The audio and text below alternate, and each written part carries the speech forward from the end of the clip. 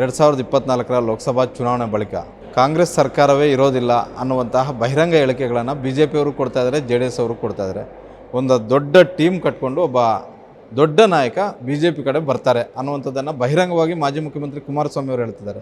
ಅಲ್ಲಿ ಏನಾಗಿದೆ, JDSನಲ್ಲಿ ಮತ್ತು BJP ಅಲ್ಲಿರ್ತಕ್ಕಂಥ ಶಾಸಕರು ಭಾಳಷ್ಟು ಅತಂತ್ರ ಸ್ಥಿತಿಯಲ್ಲಿದ್ದಾರೆ, ಕೌಲುದಾರಿಯಲ್ಲಿದ್ದಾರೆ.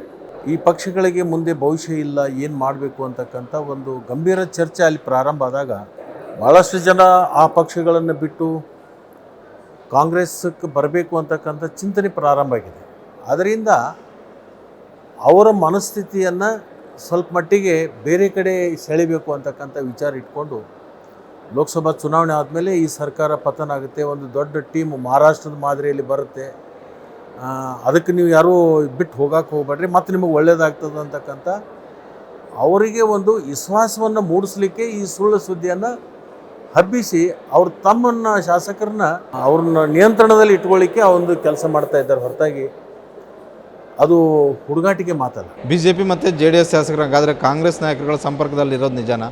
ಇದ್ದಾರೆ, ಭಾಳಷ್ಟು ಜನ ಬರಲಿಕ್ಕೆ ಸಿದ್ಧರಾಗಿದ್ದಾರೆ. ಅದು ಲೋಕಸಭಾ ಚುನಾವಣೆ ಸಮೀಪ ಬಂದಾಗ ಅದು ಪ್ರಕ್ರಿಯೆ ಪ್ರಾರಂಭ ಆಗುತ್ತೆ. ಮೊನ್ನೆ ಕಾಂಗ್ರೆಸ್ ಕರೆದಂತಹ CLP ಸಭೆಗೂ ಕೂಡ ಕೆಲವೊಂದಷ್ಟು ಶಾಸಕರು ಬಂದೋದ್ರು ಅನ್ನುವಂಥ ಒಂದು ಮಾಹಿತಿ ಇದೆ. ಬಹಿರಂಗವಾಗಿ ಅವರು ಕೂಡ ಹೇಳ್ಕೊಂಡ್ರು, ಹೌದು ನಮ್ಮನ್ನು ಊಟಕ್ಕೆ ಕರೆದಿದ್ರು, ನಾವು ಹೋಗಿದ್ವಿ ಅಂತ. ಒಂದು ರಾಷ್ಟ್ರೀಯ ಪಕ್ಷದ ಶಾಸಕರು ಮತ್ತೊಂದು ರಾಷ್ಟ್ರೀಯ ಪಕ್ಷ ನಡೆಸ್ತಾ ಇರುವಂತಹ ಶಾಸಕಾಂಗ ಪಕ್ಷದ ಸಭೆಗೆ ಬರ್ತಾರೆ ಅಂತ ಹೇಳಿದ್ರೆ, ಭೋಜನ ಕೂಟಗಳಂತಕ್ಕಂಥದ್ದು ಏನಿದೆಯಲ್ಲ, ಇದು ಎಲ್ಲವಕ್ಕೂ ಪಕ್ಷದ ಚೌಕಟ್ಟು ಮೀರಿ ಮಾಡ್ತಕ್ಕಂಥ, ಇದು ರಾಜಕೀಯ ಪ್ರೇರಿತವಾಗಿರ್ತಕ್ಕಂಥದ್ದಲ್ಲ, ಪ್ರೀತಿಯಿಂದ ವಿಶ್ವಾಸದಗೋಸ್ಕರ ಅವ್ರನ್ನ ಕರೆದು ಊಟಕ್ಕೆ ಕರಿತಕ್ಕಂಥದ್ದು. ವಿಧಾನಸಭೆ ಒಳಗೆ ನಿಮ್ಮ ಹಳೆ ಸ್ನೇಹಿತರಾದಂತಹ R. ಅಶೋಕ್ ಅವರು ಈಗ ವಿಪಕ್ಷ ನಾಯಕರಾಗಿದ್ದಾರೆ. ಅವ್ರ ಪರಿಸ್ಥಿತಿ ನೋಡಿದ್ರೆ ನಿಮ್ಗೆ ಏನು ಅನಿಸುತ್ತೆ ಅಂತ?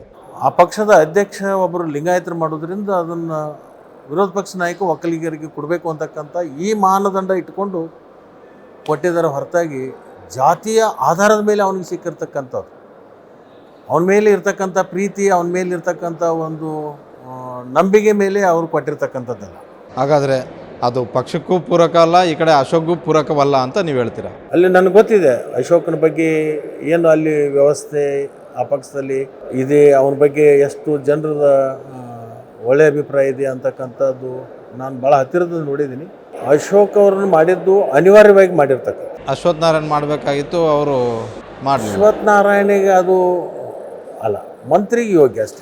ಸದ್ಯದ ಮಟ್ಟಿಗೆ ಅಶೋಕ್ ಅವರು ಬೆಟರ್ ಅಂತ ನೀವು ಹೇಳ್ತೀರಿ, ನಿಮ್ಮ ಅಭಿಪ್ರಾಯ? ನಾನು ಅದ್ರ ಬಗ್ಗೆ ಬೆಟರು ಬ್ಯಾಡು ಅನ್ನೋದಕ್ಕಿಂತಲೂ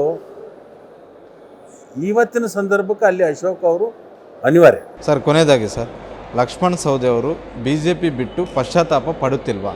ಪಶ್ಚಾತ್ತಾಪ ಪಡ್ತಕ್ಕಂಥದ್ದು ಯಾವುದೇ ಸಂದರ್ಭನೂ ನನಗೆ ಬಂದಿಲ್ಲ, ಅಂಥ ಘಟನೆಯೂ ನಡೆದಿಲ್ಲ, ಅಂಥ ಸಂದರ್ಭ ನನಗೆ ಉದ್ಭವಿಸೋದನ್ನು ಆಗಿಲ್ಲ, ಮುಂದೆ ಉದ್ಭವಿಸೋದಿಲ್ಲ ಅಂತಕ್ಕಂಥದ್ದು ವಿಶ್ವಾಸ ನನಗೆ.